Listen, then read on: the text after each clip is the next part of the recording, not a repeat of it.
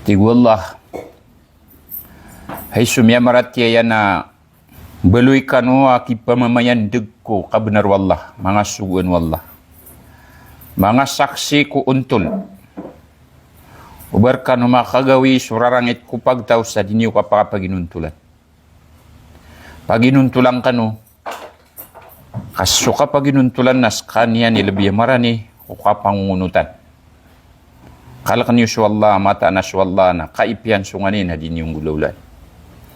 Diyan gaya di tanudikan da'wa, siyak na yamalap turwa ko mga ariyan. Sumisimpat siya sa diyan gaya di tanudikan da'wa sa abrar. Kapag di tanubu, ari mga rikulay, piya mumuyawakan rakano so tulan ng mga lok sa tiguki basaon.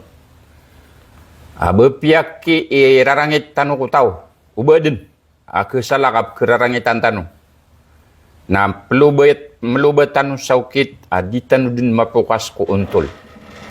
Mana-mana martanu sa di tanu miswaswa ko baya ginawa tanu, di tanu miswaswa ko emosyonal atig tanu.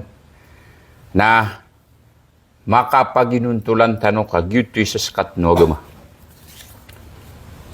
Giyang gaya mga ptino, bapiapan di tanu irani paginuntulan. Nakinanay no kasi salungan na mauri na makaptutu na rumbuso mga tao.